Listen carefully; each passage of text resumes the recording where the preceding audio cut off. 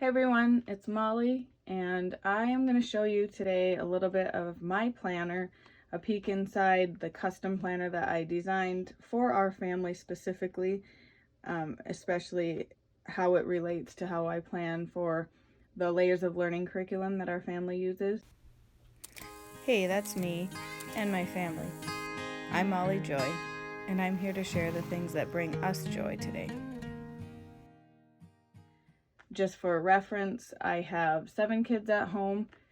3 of them are the school age of that this really applies to. I've got an 11-year-old, a 10-year-old, and an 8-year-old, and the rest are quite a bit younger, so I don't have a lot in here for them. There's a lot of people that ask questions about how to plan for layers of learning, and I thought I would just give you a peek into my planner itself. Maybe at some point I will do a plan with me so you can see exactly, how I'm writing things down or looking ahead, but this is more of just a flip through at this point. So in the past, I've always had a smaller planner, like a half size.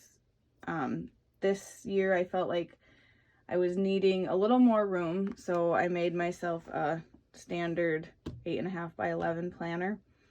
But I also don't like to have the planner just floating around like this, so I ordered a cover for it where I can also store like other notebooks and pens and so on and so forth. I'm having mixed feelings about it though. It's a little bit big and bulky, so unless I was maybe traveling or going somewhere, it's kind of bulky to just carry around my house, so I might end up just pulling it out when we're at home. But this is the way I have it set up right now. So I am gonna pull it out of here just for convenience to show you. I did create this myself. The back cover is a placemat, I think from Walmart, and they're just nice and thick and sturdy, and I found they make really good covers for anything that you bind yourself. The front cover is just a laminated page because I like to design my own. So this is our homeschool name when we started, and the current year. I covered up our family name. I've got several sections here. There's the first chunk is kind of a notes section, places for me to jot down things, as well as reference pages. The middle section are the actual calendar pages, the weekly pages, where I schedule things or record things. And then the last section is like an attendance page and where I jot down field trips and so on. So I will flip through this so that you can take a peek and maybe be inspired to either make your own to fit your family or to find something similar that would work for you. Layers of Learning does have a planner on their website that maybe would work for your family that's more specific to Layers of Learning, but because we don't, of course, only use Layers of Learning, I wanted to just design exactly what we needed, and it's something I enjoy doing too, so I pretty much have always just made my own planner. First page is just a verse. I've got a quotes and encouragement page where I've just jotted things down. This is the year at a glance, so most of these pages are what you would find in a typical homeschool planner. I've got our plans, like a perfect day sort of situation, and then some goals.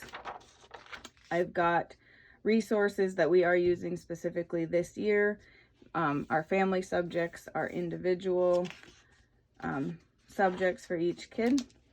And then I have these pages that I actually just made copies of from my planner from the previous years, where I've jotted down places that I can get ideas or resources that we have on hand for each of these topics. I also have some reference pages just for some math equations and conversion charts and a map, just for quick if I need to. The next section is my planning section, and I'm going to show you one that I haven't used yet so that I don't show anything personal that I don't want on here. But each month I have a calendar page, and these are undated and I write them in myself, so maybe if this works well I will use it again next year. And then I have a notes page for the month, maybe some goals that I'm trying to reach, some projects I want to do, field trips, anything just for that month. And then this is what my weekly page looks like. On this side, I have our family subjects, and on this side, I have my kids' individual subjects. So we have history, geography, science, writing, art, and then other, where I often will jot down like things we do during our morning time, field trips, just other random things that we've done as a family. And instead of planning ahead, other than maybe if there's something specifically that I know, like, okay, next week, I really want to remember that we're going to do this science project. So I might write that down, something like that. But usually I just more summarize what we actually did. So down at the bottom, I have a goals section, a weekly menu page, a notes and reflection section on this side. Again, typical things you find in a lot of planners. This part here is very customized to our family and what we are doing this year. I've got all 5 days of the week dated, and then for my littles, my 8-year-old, 10-year-old, 11-year-old, and then this is like family appointments or things that we need to remember that we're doing as far as plans or anything like that.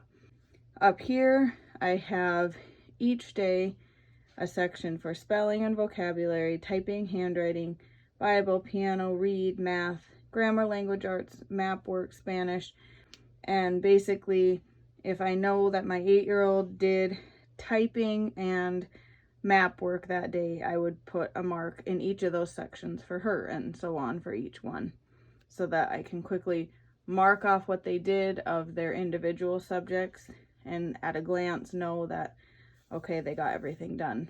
In these blank sections below those lines, I can mark if they do anything in addition to what's up here, or specific projects or anything like that that I want to keep track of as well.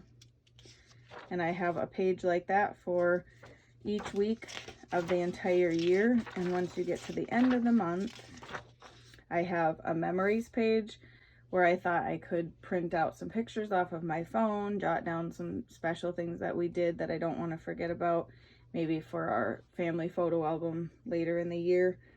And then a month end page just for notes.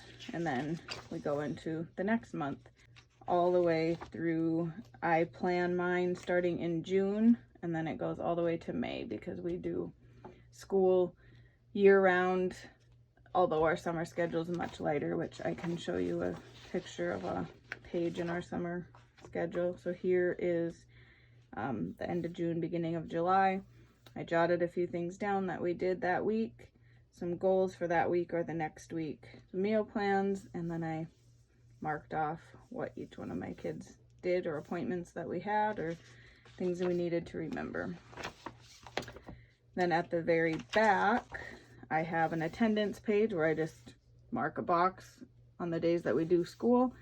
And I kind of just like to, for my own peace of mind, maybe, I just like to know that we did right around 180 days, similar to the public school system, but honestly, it doesn't really matter. It's kind of more for curiosity's sake than anything.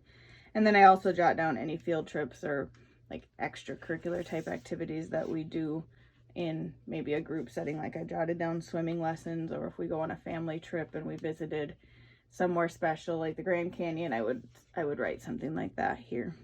So if I were to plan ahead, which again I don't typically do, I typically just record what we did, but when I'm looking ahead as far as even layers of learning specifically, which is the bulk of what we do for curriculum right now, in a separate video I did a flip through of my long-term planner, and this is kind of a resource guide for me, and you can go back and watch that video if you're curious about how I do that. But when I'm looking at the weeks ahead, I might jot down something from here that I wanted to remember. For example, if we are doing unit 6 of, this must be year 2, I jotted down a few things that I wanted to remember to do with that unit. So it's talking about warm-blooded vertebrates, birds and mammals, and we have the Good and the Beautiful is unit on mammals. So I would probably jot down in the science section here to check into what we have in that unit from The Good and the Beautiful as a reminder. We also have a printable about birds, or several of them probably, that I want to remember to print out. So I maybe would jot that here, or in a specific week that I feel like we would get to it. So the long-term planner is set up more for as I'm planning each specific unit, and the short-term planner is more for record keeping and jotting notes that I need to remind myself for that specific week. So I hope that makes sense of how I utilize these together. Again, I did make a separate video on this. I also have a video flip through of Layers of Learning itself, as well as their Writer's Workshop program and a few other things as far as organization and that kind of thing on my channel. So feel free to go and check those out and leave any comments or questions that you have below, and I'll do my best to answer them. Thanks for stopping.